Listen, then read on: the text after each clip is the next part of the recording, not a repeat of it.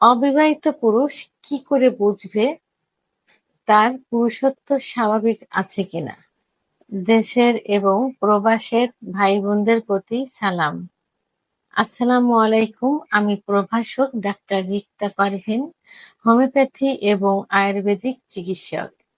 Chamber সেবা, homeo complex and সেবা digital lab, উপজেলা মডেল মসজিদের পূর্ব পাশে, শিমুলিয়া, মাগুরা। আজকে অনেক পুরুষের, বিশেষ করে অবিবাহিত পুরুষ যারা থাকে, তাদের প্রশ্নের অ্যান্সার করব। এই প্রশ্নটা অনেক পুরুষ করেছে বা অনেক যুবক করেছে, বিশেষ করে অবিবাহিত। প্রশ্নটা হলো, অবিবাহিত পুরুষ কি করে বুঝবে তার পুরুষত্ব স্বাভাবিক আছে কিনা?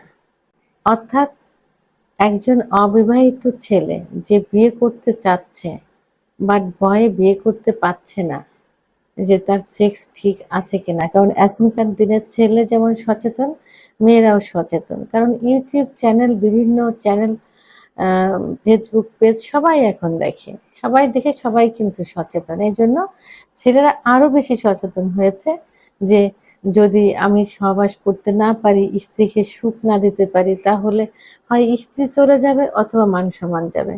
এই ভয়ে তারা আগেই প্রশ্ন করে, আগেই জানতে চায়, আগেই চিকিৎসা নিতে চায় যে সে সুস্থ আছে কিনা, অর্থাৎ যৌন জীবনে স্বাভাবিক আছে কিনা সেটা সে কি করে বুঝবে। তো আজকে সবার প্রশ্নের আমি অ্যান্সার করার জন্য ভিডিও আকারে এসেছি। আসলে অনেকে চেম্বারে এসে বলে যে ম্যাম, আমি কিছুদিন আগে মানে আমি সুস্থ আছি কিনা এটা পরীক্ষার জন্য একটা হোটেলে গিয়েছিলাম, মেয়েদের কাছে গিয়েছিলাম। তো সেখানে আমি পারফরমেন্স ভালো হয়নি। আবার অনেকে বলে যে দেখা যায় আমার ইচ্ছা হচ্ছে না, বা ইচ্ছা হলো উত্থান হচ্ছে না, বা উত্থান হলে সহবাসে গেলে আমি অল্প সময়ের ভিতরে বীর্যপাত হয়ে যাচ্ছে, এই সমস্যা হয়েছে। তো এখন কি করব? তো আসলে এই যে মানে সে ভালো আছে কিনা এইটা পরীক্ষা করার জন্য সে হোটেলে যাবে, সে একটা কল গার্ল ডেকে নিয়ে তার বাসায় নিয়ে আসবে, তার মা বাবা তখন থাকে না, নিয়ে আসবে কি বন্ধুর বাসায় নিয়ে যাবে, তার প্রবাসী ভাইয়ের ভাবির সঙ্গে সম্পর্ক করবে, মানে পরীক্ষা করবে যে সে ঠিক আছে কিনা। আসলে এটা স্বাভাবিক নিয়ম নয়, এটা ঠিক না। প্রথমে বলবো যে মানে ইসলামের দৃষ্টিতে এটা কিন্তু সম্পূর্ণ নিষিদ্ধ। বিবাহ বহির্ভূত যৌন মিলন, এটা কি হয়, আম, এটা কিন্তু জিনা করার হয়ে যায়। আর জিনার গুনাহ কিন্তু খুব মানে ক্ষমা পাওয়ার যোগ্য না। তো সেহেতু এটা করা ঠিক না। তো এটা আপনি কি করতে পারেন, যদি আপনার স্বাভাবিক নিয়মে আপনি ঘুমিয়ে আছেন। বিশেষ করে পুরুষের সেক্স যে হরমোনটা থাকে, টেস্টোস্টেরন হরমোন, এই হরমোনটা কিন্তু বৃদ্ধি পায় রাত 12টা থেকে তাহাজ্জুদের নামাজে পর্যন্ত। আবার দেখা যায় যে ভোর 7টা পর্যন্ত কিন্তু এটা বৃদ্ধি পায়। যে অর্থাৎ 5 ঘন্টা ঘুমালে, রাত্রে 5 ঘন্টা ঘুমালে ভোর রাত্রে 15% হরমোন বেড়ে যায়, তখন লিঙ্গ লোহার মতো শক্ত হয়ে দাঁড়িয়ে যায়। যদি আপনার এটা নিয়মিত দাঁড়ায়, মানে উত্থান হয়, ঘুমের ঘরে আপনি জেগে দেখলেন যে আপনার এই লিঙ্গ উত্থান হয়ে আছে, এবং ঘুমের ঘরে কিন্তু মাঝে মাঝে কিন্তু এটা দাঁড়ায়, 4-5 বার কিন্তু এটার উত্থান হয়। যদি কোনো একবার আপনি ফলো করে থাকেন যে এটা উত্থান হয়েছে, তাহলে আপনি মনে করেন যে স্বাভাবিক আছে। আপনি কোনো মানে সেক্সুয়াল মূলক কোনো চিন্তা ভাবনা করছেন, কাউকে নিয়ে একটু চিন্তা করছেন, অথবা বিয়ে করবেন, কিভাবে স্ত্রীকে সময় দিবেন এটা নিয়ে ভাবছেন, যে কোনো কারণে যদি মানে আপনার সেক্স করার ইচ্ছাটা জাগে, এবং সেক্স করার ইচ্ছাটা জাগার পরপরেই যদি আপনার লিঙ্গ দাঁড়িয়ে যায়, তাহলে আপনার মনে করতে হবে যে আপনার সেক্স ঠিক আছে। আপনার ইচ্ছা হচ্ছে, উত্থান হচ্ছে, দাঁড়িয়ে যাচ্ছে, তাহলে আপনার সেক্স ঠিক আছে।